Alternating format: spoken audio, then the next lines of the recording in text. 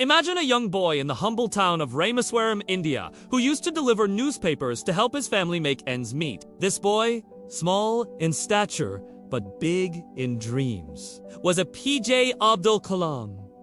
His childhood was far from privileged, but it was filled with the love and support of his parents and the close-knit community around him. Early on, Kalam developed a fascination for science and an insatiable curiosity about how things worked. He loved watching the trains roll into the station, wondering what made them move, and would ask questions about the stars in the sky above. Although his family was not wealthy, Kalam's father always encouraged him to pursue knowledge. He would often tell Kalam, "If you want to shine like a sun, first burn like a sun." This advice became a guiding principle for Kalam throughout his life. Every morning, before the sun rose, Kalam was already up, reading books borrowed from friends and neighbors, or sometimes from the local library. His teachers noticed his discipline and hunger for learning. Financial hardships struck early.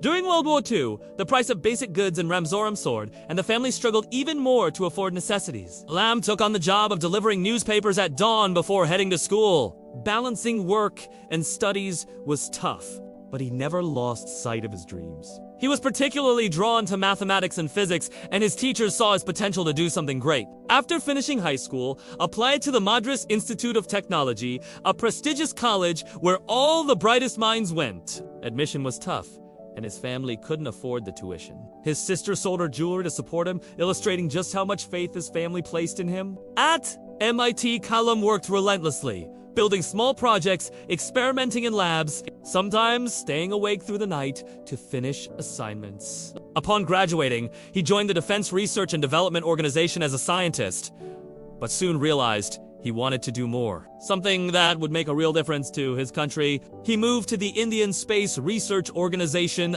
where he became the project director for India's first satellite launch vehicle. This was a defining moment. India was seen as a developing nation, often overlooked in matters of science and technology on the global stage. Under Kalam's leadership, the team successfully launched the Rohini satellite into orbit in 1988, a proud moment for every Indian. But Kalam didn't stop there. He became known for his tireless dedication to his work, often motivating his team to stay positive, never accept defeat, and always dream big.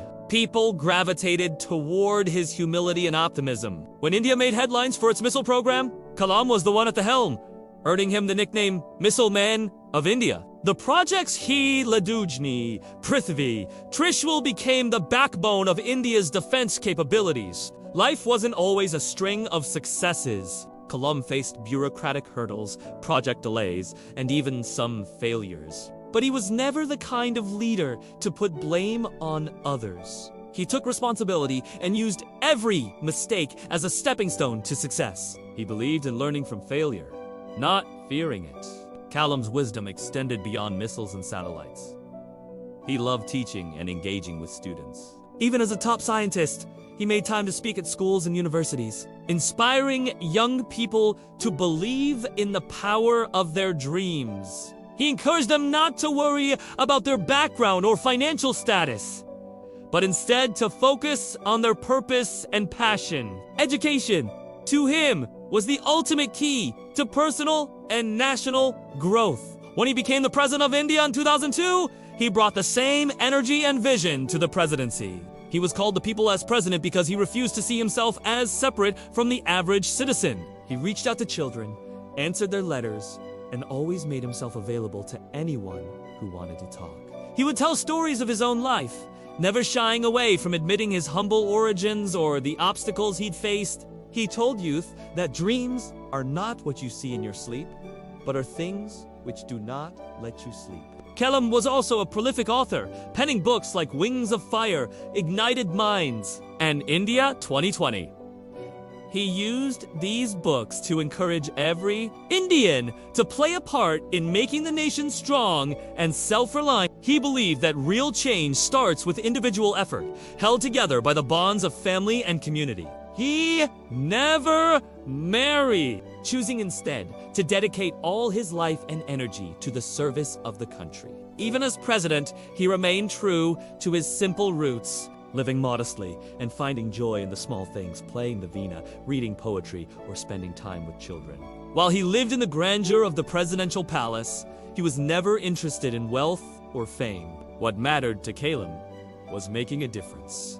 He received the Bharat Ratna, India's highest civilian award, among many other honors. Still, he never let the accolades go to his head. In public and in private, he maintained humility and gratitude for the opportunities he was given. When asked about his achievements, he would often say, "I am a reflection of the support and faith of many." Even after his presidency, Kalam continued interacting with students, traveling all over the country to deliver lectures. His later years were devoted to inspiring the youth to dream bigger and aim higher. He believed that India's future would be built on innovation, creativity, and the courage to break free from old patterns of thinking. Kalam's story is a powerful testament to perseverance and self-belief.